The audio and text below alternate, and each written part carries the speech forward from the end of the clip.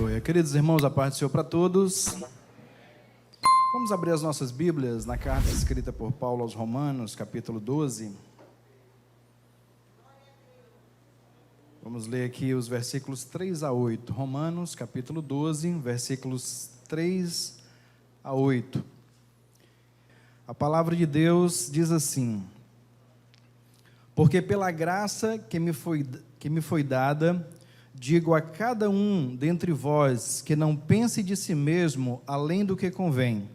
Antes pense com moderação, segundo a medida da fé que Deus repartiu a cada um. Porque assim como num só corpo temos muitos membros, mas nem todos os membros têm a mesma função, assim também nós, conquanto muitos, somos um só corpo em Cristo e membros uns dos outros. Tendo, porém, diferentes dons segundo a graça que nos foi dada. Se profecia, seja segundo a proporção da fé. Se ministério, dediquemo-nos ao ministério. Ou que ensina, esmere-se no fazê-lo. Ou que exorta, façam com dedicação. O que contribui, com liberalidade. O que preside, com diligência. Quem exerce misericórdia, com alegria. Amém. Amém. Amados irmãos, hoje à noite nós queremos aqui, nesse texto que nós lemos, trazer uma palavra de reflexão à igreja a respeito desta orientação que Paulo, escrevendo aos Romanos, traz, e também, não só para os crentes daquela época, mas também para todos nós que servimos ao Senhor nos dias de hoje, tempos tão diferentes no que diz respeito a questões tecnológicas, questões sociais, mas tempos parecidos com aqueles que Paulo e os irmãos viviam ali, no que diz respeito aos acontecimentos da vida cotidiana do homem, no que diz respeito a como nós vivemos aqui nessa terra e como nós procedemos uns em relação aos outros. Paulo, quando escrevia uma carta, ele sempre dividia essa carta em duas partes. Na primeira parte, ele sempre trazia um assunto mais doutrinário, um assunto mais teológico, algo que trazia à tona um ensinamento doutrinário que ele queria trazer para a igreja. E geralmente, na segunda parte das suas cartas, ele trazia um assunto, uma orientação mais prática para a vida da igreja, para a vida dos cristãos. E a carta aos Romanos, ela não foge a essa regra. Paulo, ele, nos primeiros capítulos da carta, ele fala sobre questões teológicas e doutrinárias para que os crentes se aprofundassem no conhecimento, naquilo que eles deveriam aprender no que diz respeito a o que Deus trouxe para as nossas vidas e que nós devemos ter gravado em nossas mentes e corações para sabermos o Deus que nós servimos e não somente conhecermos a Deus, mas a sua vontade também para as nossas vidas.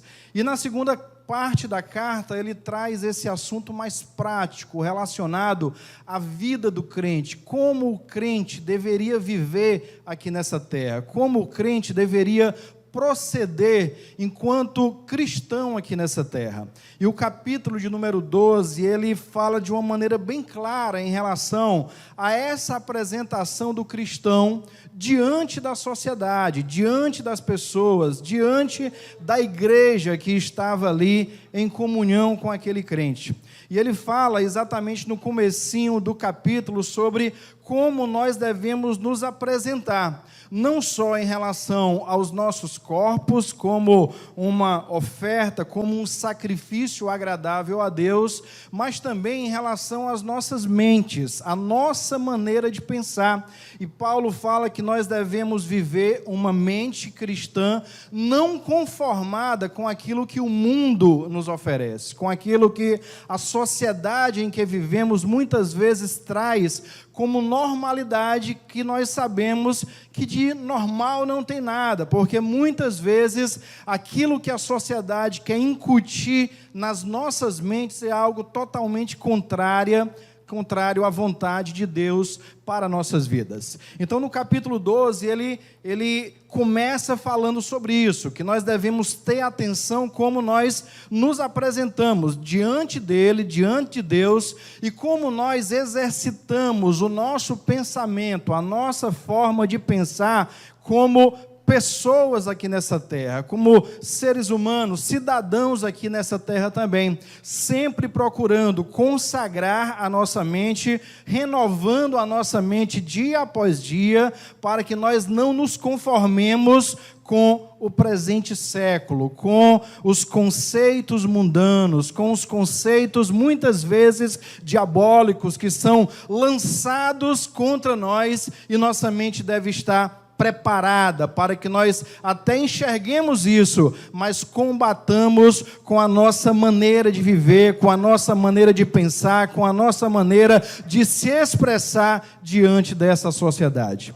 E Paulo, ele começa aqui no capítulo 12 falando sobre esse procedimento em relação a várias áreas da vida do crente, a várias áreas da vida do cristão.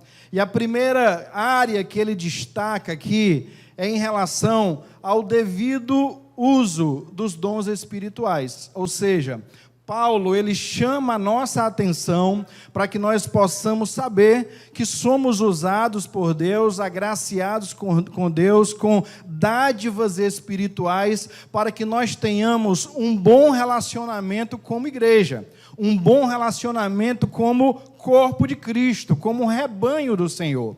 E ele traz aqui esse ensinamento, e ele destaca aqui algumas verdades relacionadas a essa maneira de nos comportarmos e de vivenciarmos esses dons e fazermos isso para que o corpo de Cristo, para que a igreja do Senhor, ela continue avançando, prosperando, progredindo, triunfando para a glória do nome do nosso Deus. Então, Paulo faz esse destaque, ele traz essas verdades. E é sobre essas verdades que eu queria hoje à noite, aqui com os irmãos, refletir, para que nós possamos saber que somos alvos dessa bênção, dessa maravilhosa graça de Deus concedida a cada um de nós, que são dons, dádivas espirituais, habilidades espirituais que Deus nos dá, para que nós possamos estar fortalecidos como igreja, como corpo de Cristo aqui nessa terra.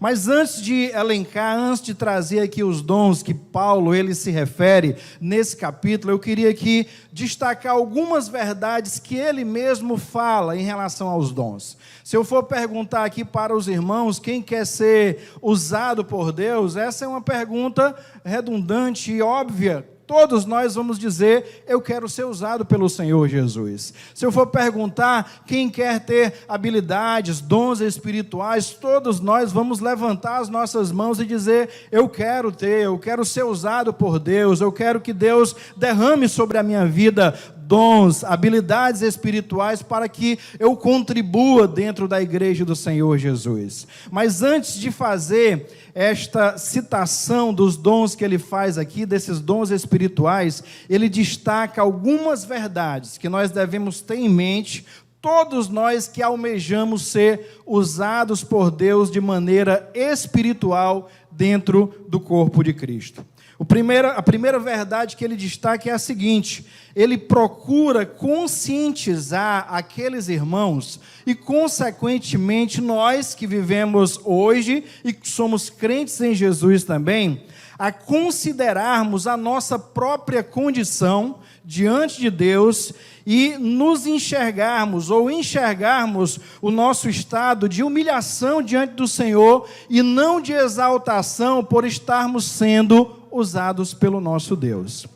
Essa é uma verdade fundamental para quem quer ser usado pelo Senhor Jesus, para quem quer ser alvo dessa graça maravilhosa que é o derramamento espiritual sobre a vida do crente, sobre essas habilidades e dons, essas dádivas que Deus nos dá, para que venhamos servir o corpo de Cristo. Nós, em momento nenhum, em ocasião alguma, seja lá o que acontecer, devemos nos exaltar, dizendo que somos usados assim, dessa forma, ou daquela outra outra forma. Nós devemos nos devotar, nos humilhando debaixo da poderosa mão de Deus, para que Ele continue fazendo com que essa graça maravilhosa, ela atue sobre nós e nós sejamos instrumentos da glória do Senhor Jesus na igreja, fazendo com que essa igreja esteja sempre edificada para a glória do nome do nosso Deus.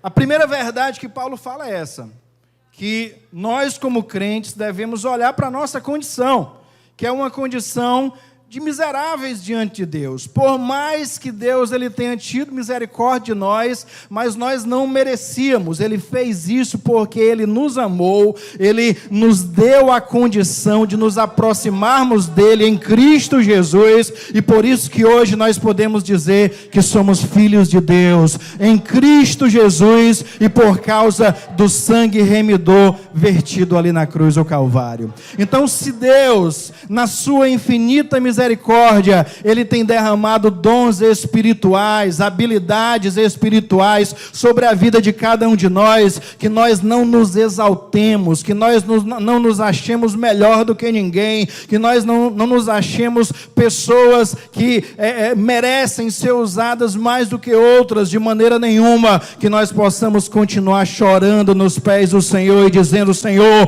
continua tendo misericórdia da minha vida, continua, Senhor, me usando, para que o teu nome seja glorificado e para que a tua igreja seja edificada aqui neste presente século. Paulo também fala, em segundo lugar, destacando essa outra verdade, mostrando que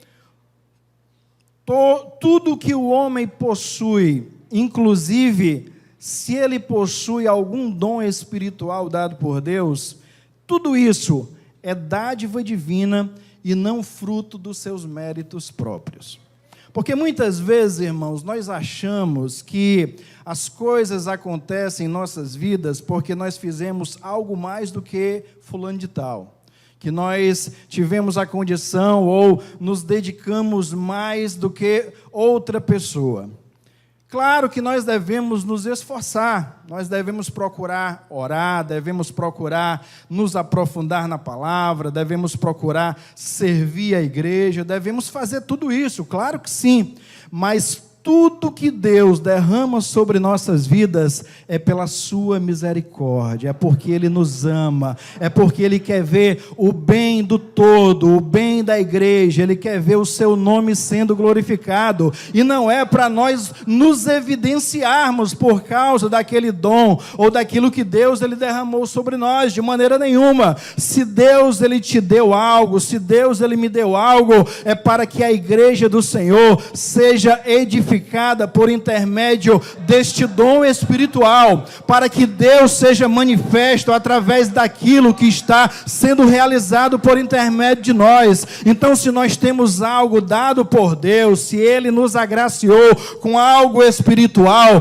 que nós possamos lembrar: Senhor, eu apenas sou teu servo, eu quero ser um bom mordomo daquilo que tu tem me dado, que toda honra, toda glória, todo louvor seja teu, e que a tua igreja seja alvo, Senhor, de todos os benefícios que tu queira derramar sobre essa igreja. Então, a segunda verdade que Paulo destaca aqui é que tudo que nós temos, tudo, inclusive se nós temos algo de dádiva, de dom espiritual, de habilidade espiritual, tudo pertence a Deus, e não foi porque nós fizemos por merecer que Ele nos deu. Ele fez pelo seu amor, pela sua misericórdia, e porque Ele quer ver o bem do todo, do corpo de Cristo. Ele quer ver a unidade, Ele quer ver com que essa igreja continue avançando e crescendo, para que o seu nome seja divulgado a tempo e fora de tempo por cada um de nós. A terceira verdade que Paulo destaca aqui, antes de citar os dons, ele diz que no corpo de Cristo há diversidade e funcionalidade no que diz respeito aos dons. Porque muitas vezes nós achamos que alguém, por ser muito usado por Deus, deve ter todos os dons, né? Ou alguém até de vez em quando diz que tem todos os dons.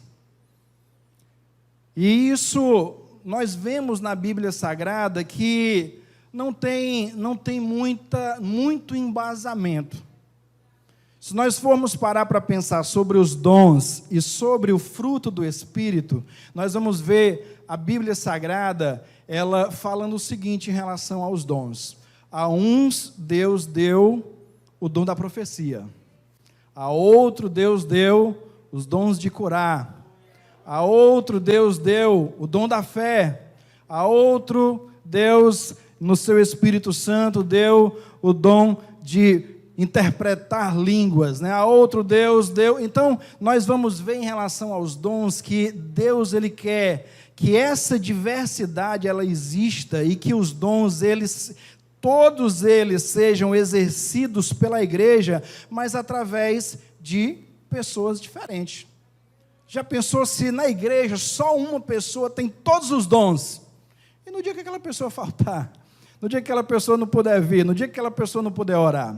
Então nós vemos na Bíblia Sagrada que Deus, Ele quer que a sua igreja, ela tenha os dons espirituais repartidos de maneira diversa. Então um vai ser usado para orar e Deus curar, outro vai ser usado com uma fé que nós muitas vezes não conseguimos nem compreender, porque é um dom espiritual. Outro vai ser usado interpretando uma língua falada que nós não compreendemos humanamente, mas ele foi usado, está sendo usado para que aquela mensagem chegue à nossa mente de maneira audível. Então Deus, Ele quer que essa diversidade no que diz respeito aos dons exista de uma maneira completa na igreja do Senhor Jesus. Então Deus, Ele quer distribuir dons independente da sua função ministerial, independente do seu tempo de fé, independente de você sentar no púlpito, independente de você sentar lá na última fileira, independente do que você estiver fazendo,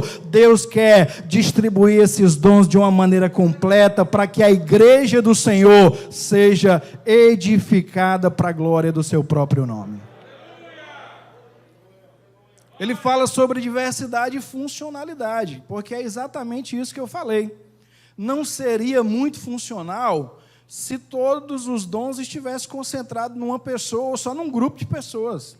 Não tem sentido isso, porque nós devemos todos estar preparados em qualquer momento da nossa vida para sermos usados por Deus.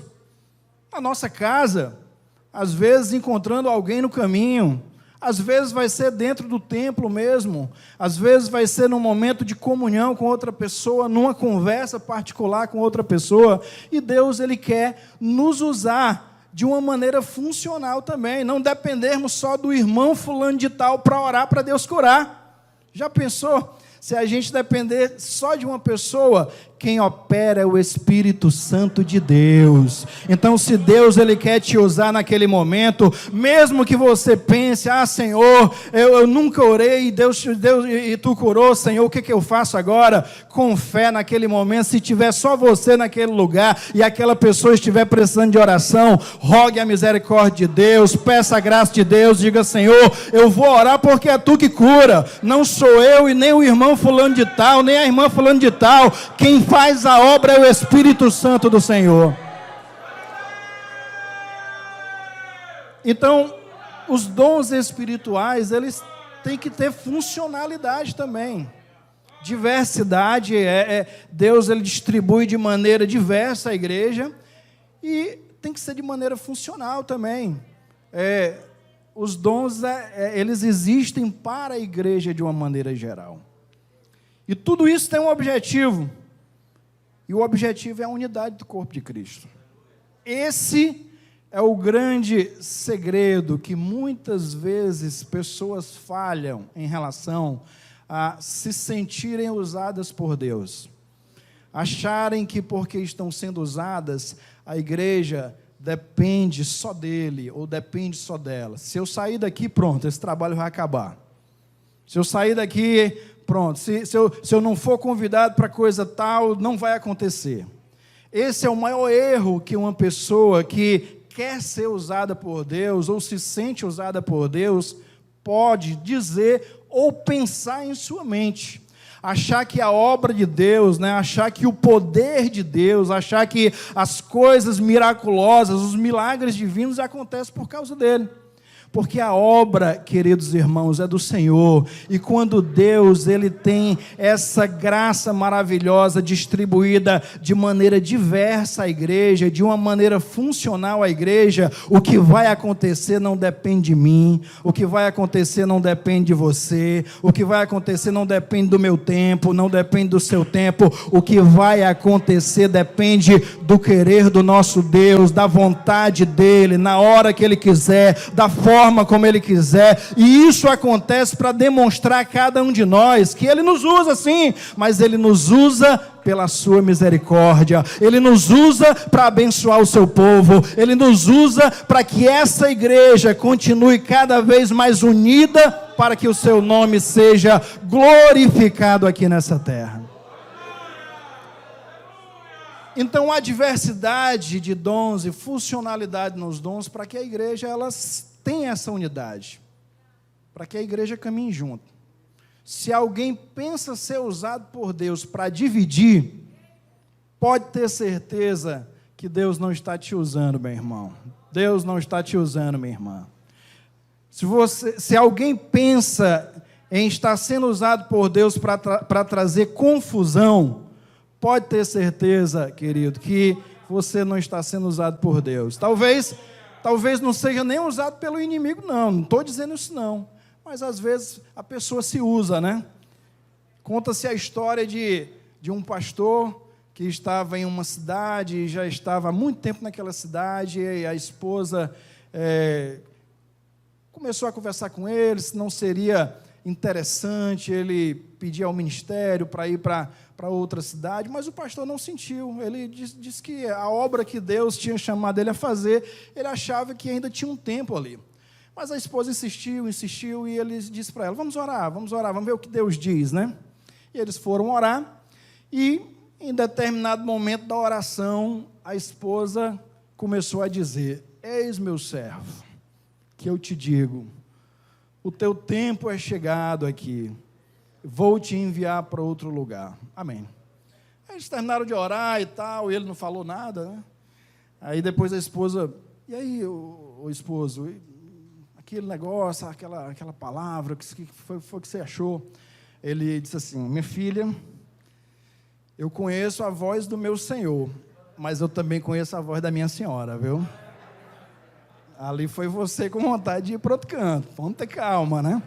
Porque muitas vezes, irmãos, na nossa vontade, nós nos usamos, digamos assim. E às vezes, não é nem por maldade, às vezes não é nem para fazer algo ruim.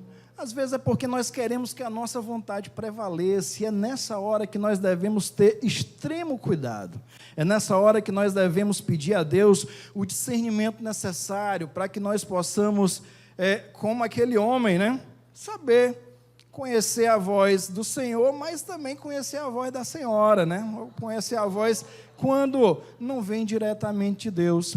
Então, nós somos usados dessa maneira diversa, dessa maneira funcional, para a glória do Senhor, e para que essa igreja, ela continue firme e triunfante sobre o pecado.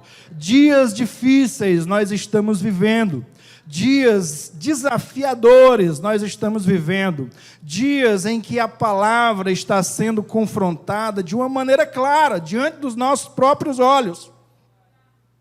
E é nesse momento que a igreja do Senhor deve buscar mais os dons espirituais, deve buscar mais estar amparada no Espírito Santo de Deus, porque seja lá o que se levantar, nós estaremos firmes na presença do Senhor. Se for para sofrer, nós vamos sofrer sabendo que quem nos espera, aquele que nos aguarda, aquele que vem nos buscar, Ele vai nos guardar, e se Ele não quiser nos guardar no sentido de como nós gostaríamos, Ele nos guardará com Ele para todo sempre. Quando eu falo essa palavra, eu sempre lembro de Ananias, Misael e Azarias, lá na Babilônia, quando foram ali induzidos a adorar aquele Deus construído, né? E que não fizeram isso. E o rei, porque gostava daqueles jovens, disse assim, não, vamos dar uma chance para eles, né? Talvez eles não entenderam, ou talvez eu conversando aqui como rei, eles vão me obedecer. Ele chamou os jovens, e os jovens foram até a presença, e ele disse o seguinte, olha, eu sei que vocês não fizeram isso, mas mais uma vez eu vou dar uma chance para vocês. Vai tocar aí os instrumentos musicais, e nesse momento vocês se prostram, e fica tudo tranquilo, fica tudo bem. E aqueles jovens olharam para aquela autoridade suprema, podemos dizer que era o rei do mundo, né? Porque o império babilônico ali dominava todas as nações da sua época, e aqueles jovens disseram simplesmente uma palavra para aquele rei. Disse assim, olha, ó rei, o Deus a quem nós servimos, ele tem poder para nos livrar dessa fornalha.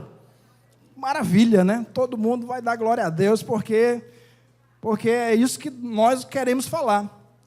Mas o segundo versículo, o versículo seguinte, é o meu preferido.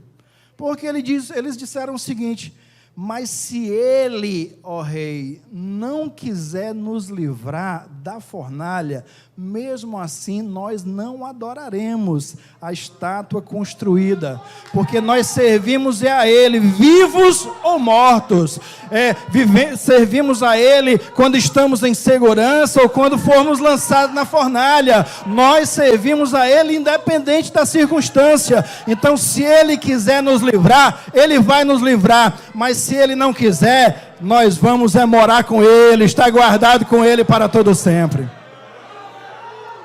Então a igreja do Senhor, independente do que venha a acontecer, que nós possamos estar fortalecidos, e nós só vamos estar fortalecidos se essa diversidade de dons, essa funcionalidade, ela estiver distribuída e funcionando na igreja de uma maneira completa. Não dependermos de um ou de dois, mas nós estarmos todos juntos, caminhando, aguardando o Senhor Jesus Cristo voltar. A quarta verdade que ele destaca é a interdependência que nós temos uns dos outros, mostrando assim a necessidade que nós temos de mutualidade no corpo. O que é mutualidade? É um depender do outro, é um ajudar o outro, é um estar à disposição do outro. Um é usado de uma forma, o outro é de outra forma.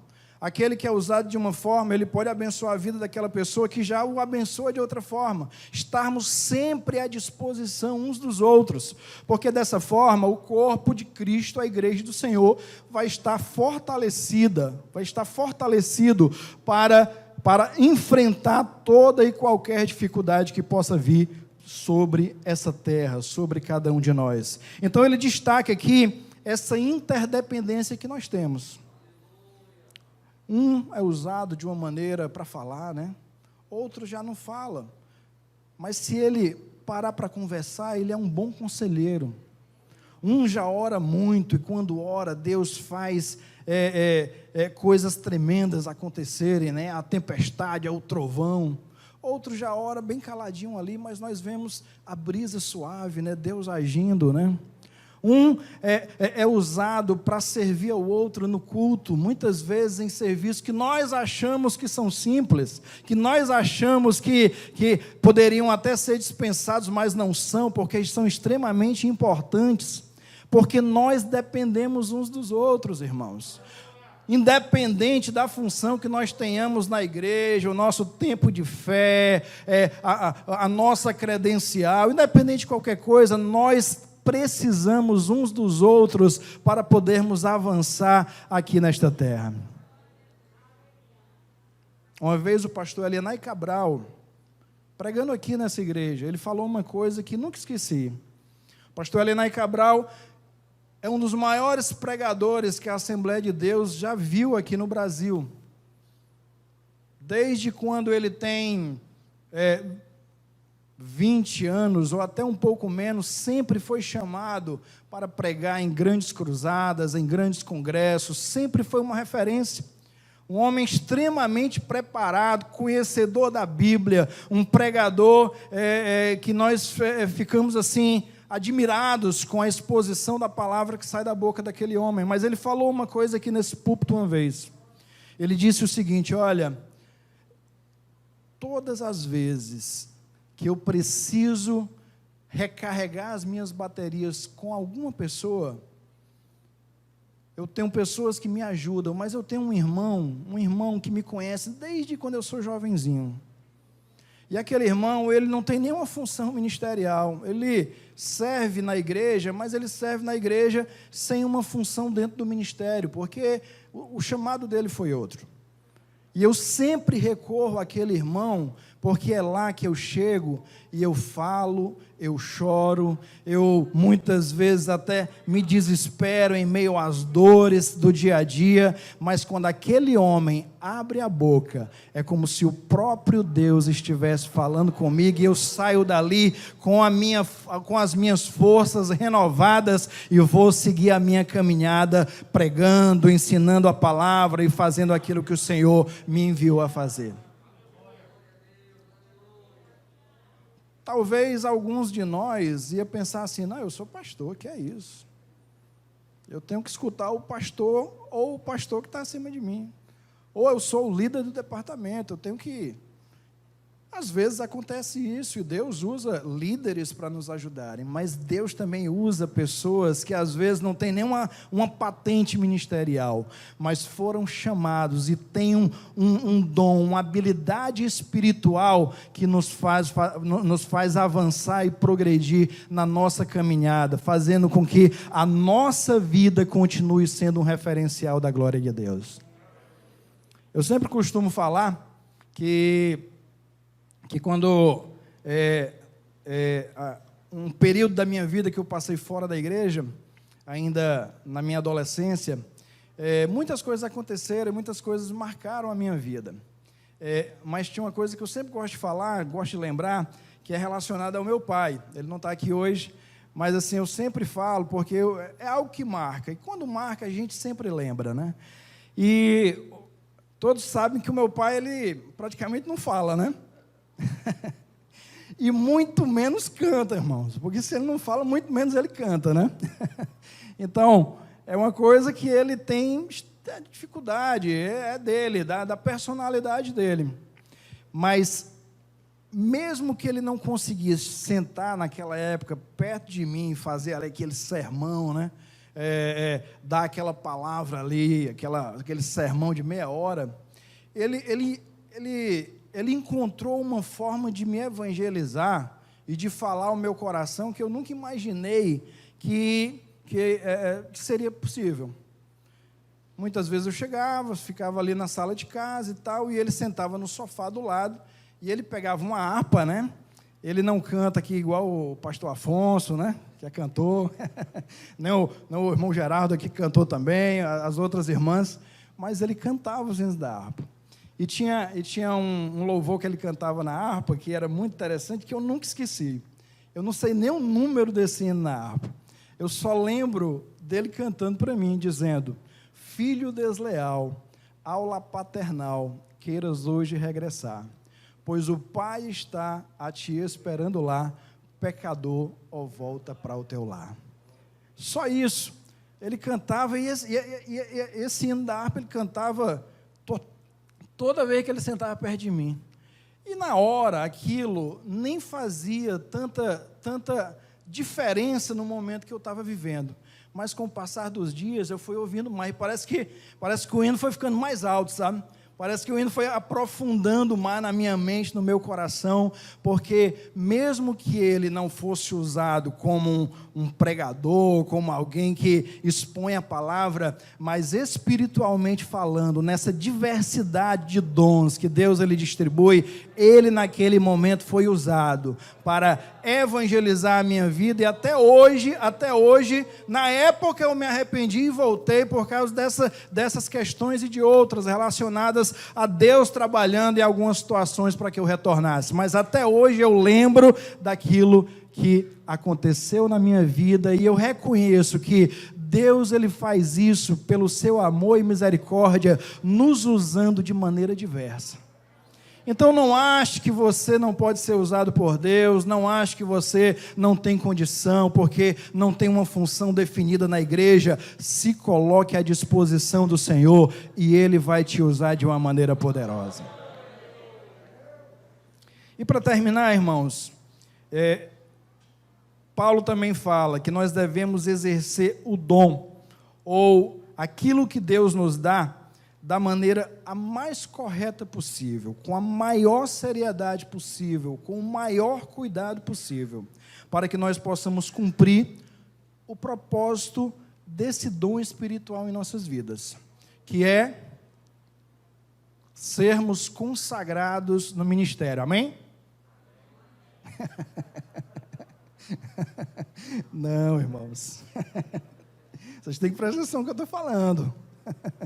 Deus, Ele nos usa e nós devemos ter o cuidado necessário para que nós cumpramos o propósito do dom espiritual em nossas vidas, que é glorificar a Deus e edificar a igreja. Pode ser que nunca a gente seja consagrado no ministério, pode ser que nunca nem ninguém saiba o nome da gente dentro da igreja, pode ser que nunca a gente receba uma credencial para fazer isso ou aquilo, mas se Deus, Ele nos usar com um dom espiritual, Ele será glorificado e a igreja do Senhor será edificada para a glória do nome do nosso Deus. Que nós possamos nos colocar nas mãos do nosso Deus.